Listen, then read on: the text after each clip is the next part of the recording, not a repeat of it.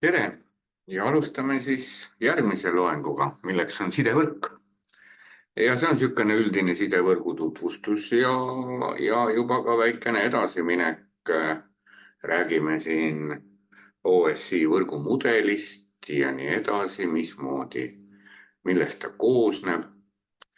Aga step by step, iga asi omal ajal. Ja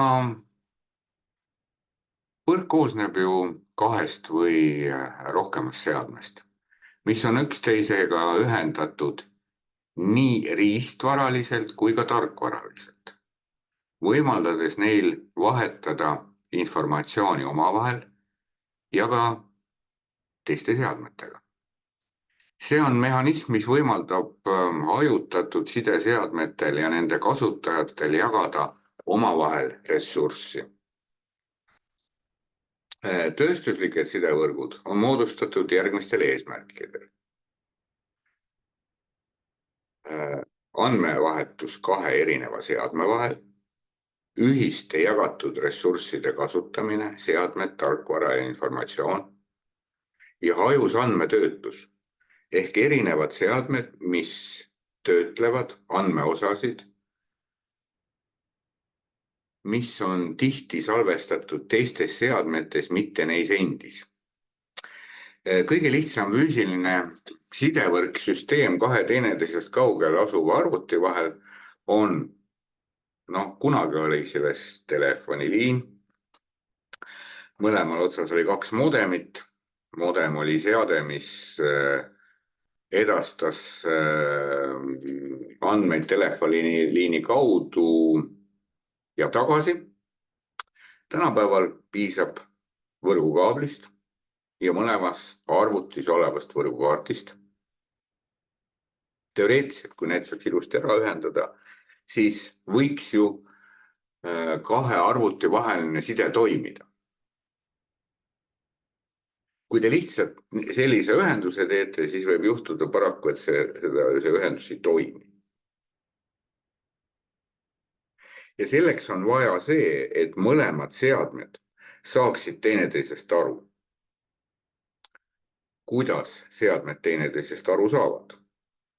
Nad peaksid rääkima samas keeles. Inimene saab teisest inimesest aru siis, kui nad räägivad samas keeles.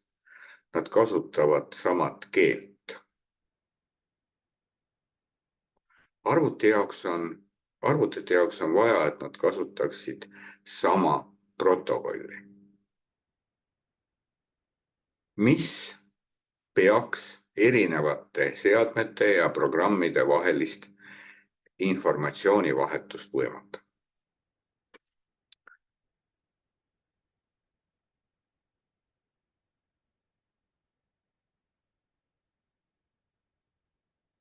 Seda ma rääkisin juba ennem, et tänapäevane lahendus kahe teineteisest kaugel asuva arvuti vaheliseks füüsiliseks sidevõrguks võiks olla näiteks optiline kiudkaabel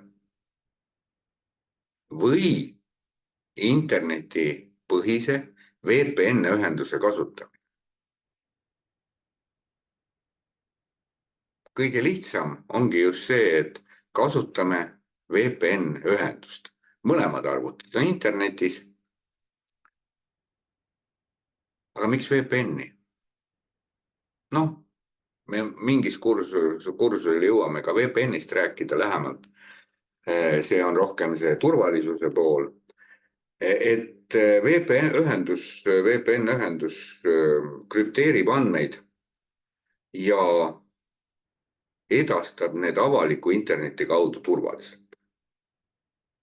Alati on oponent mulle, kes ütleb, et okei, inimese poolt loodud süsteem, kindlasti on võimalus neid andmeid kätte saada. Jah, on, aga need on raskendatud.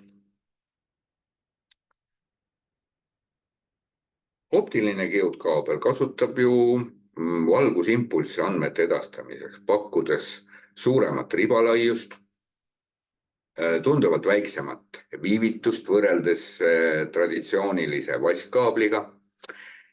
Seega ta on ideaalne lahendus pika vahemaa puhul, kuna ta ei kannata samamoodi signaali nõrgenemise all nagu vanad tehnoloogiad.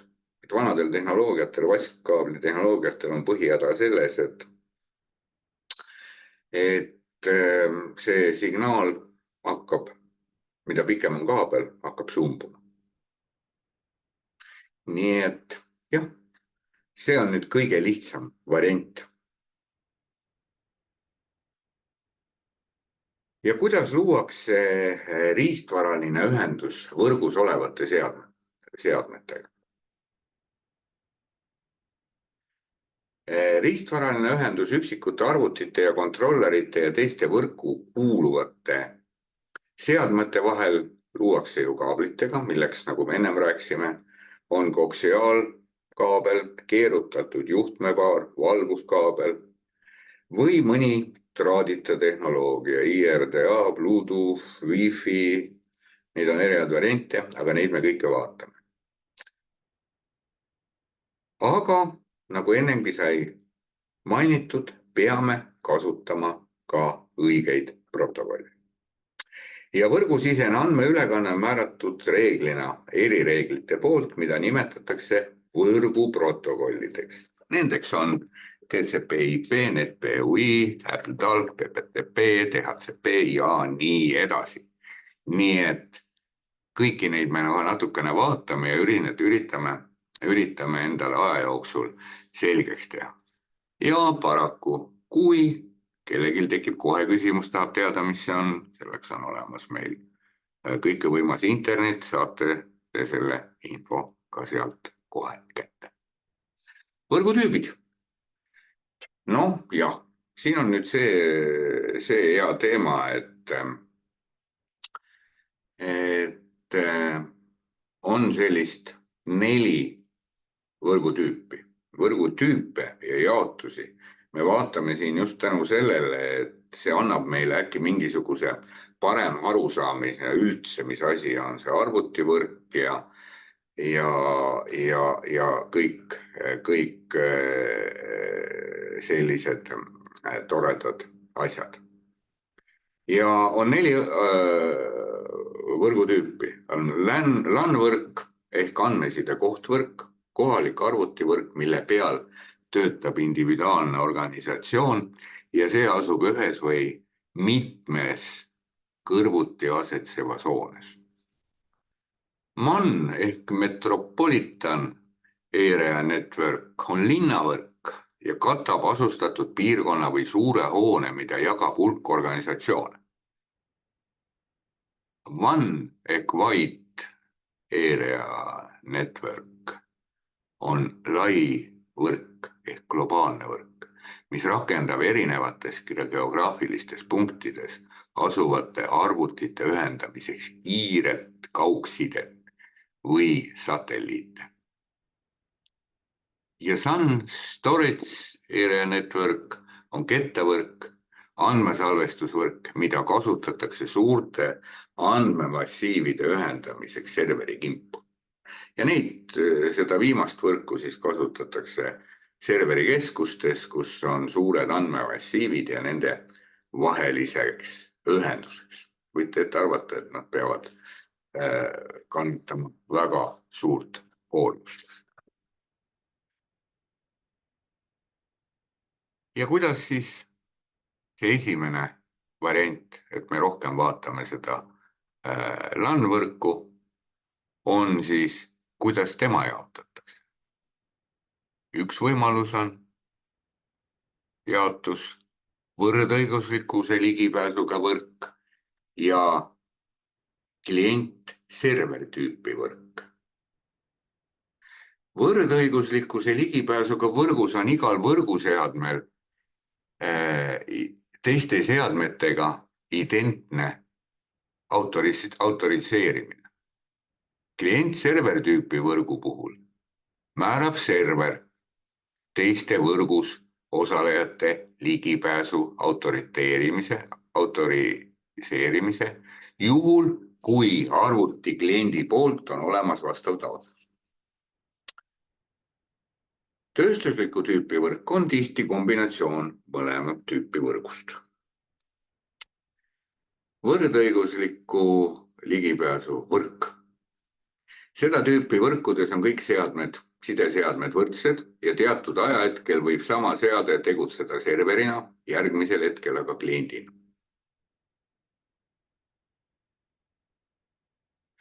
Ligipääs jagatud võrguressurssidele ei ole hallatud eraldiseisva serveri poolt, nagu see toimib, klient-server võrgus. Seda tüüpi võrkusid kasutatakse siis, kui seadmete hulk on suhteliselt väike ja puudub vajadus keskse faili ning ressursside salvestamise järele. Selle võrgu pluss on muidugi see, et ta on ülesseadmise hinna poole pealt suhteliselt odav. Individuaalsete sõlmede suhteliselt lihtne administreerimine ja puudub vajadus võrgu administraatori ja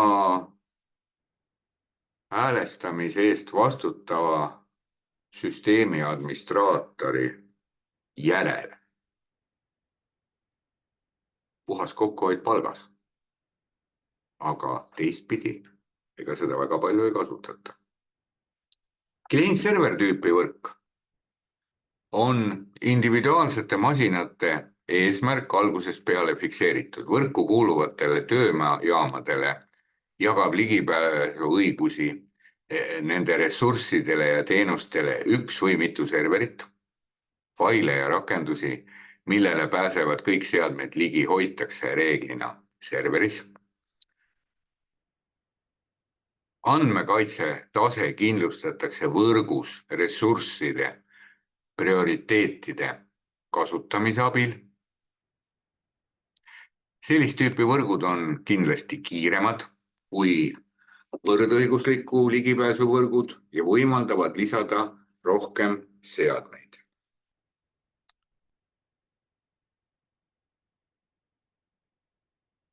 Teisest küljest selliste võrkude ehitamiseks vajalikud seadmed on mitmeid kordi kallimad.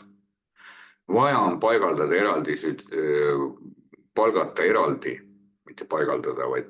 eraldi süsteemi administraator, kes peale muude nõudmiste peab tegelema ka andmeturbe teemade, eriti kui võrk on ühenduses interneti või mõne muu avaliku võrgu.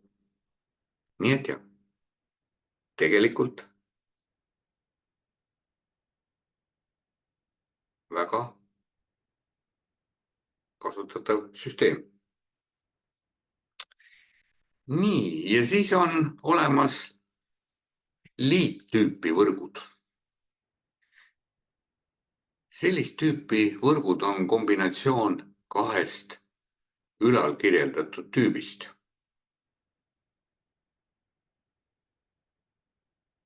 Ja erinevates organisatsioonides täidavad spetsiifilised ülesanded,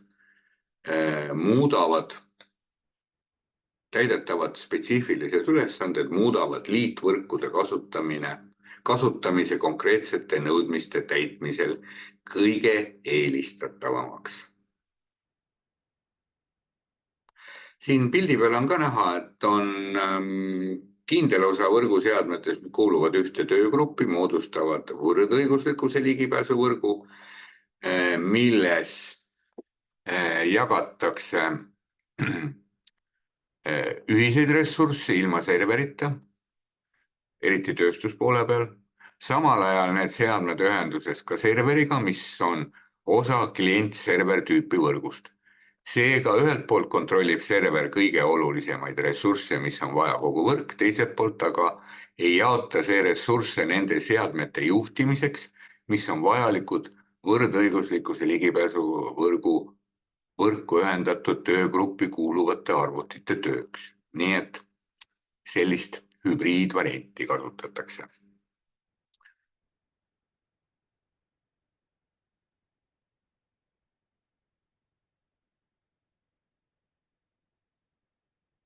Ja siin on kordamine eelmiste slaidide kohta. Võrdõiguslikkuse ligipääsu võrk ühel hetkel seade käitub serverina, teisel hetkel kliendina. puudused: võrguressurss ei ole hallatav eraldiseisva serveri poolt ja kasutatakse, kui seadmete hulk on väike ja puudub vajadus keskse failide ja ressursside salvestamise järele. Eelised: odav ülalpidamine, individuaalsete sõlmede lihtne administreerimine ja pole vaja süsteemi administraatorit. jah, kõik on valikute küsimus. Selge see, et teine variant on kallim, aga parem klient-server tüüpi võrk. Puudused: kallis, süsteemi administraator on vajalik. Eelised: kiirem, rohkem seadmeid.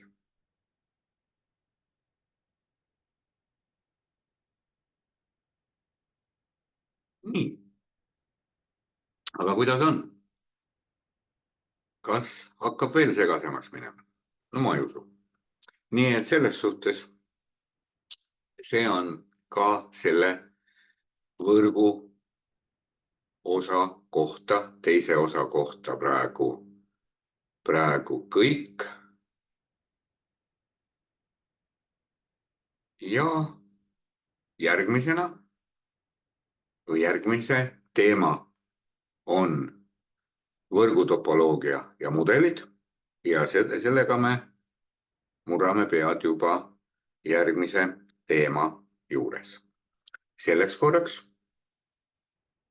tänan tähelepanu eest ja kohtume järgmises loengus.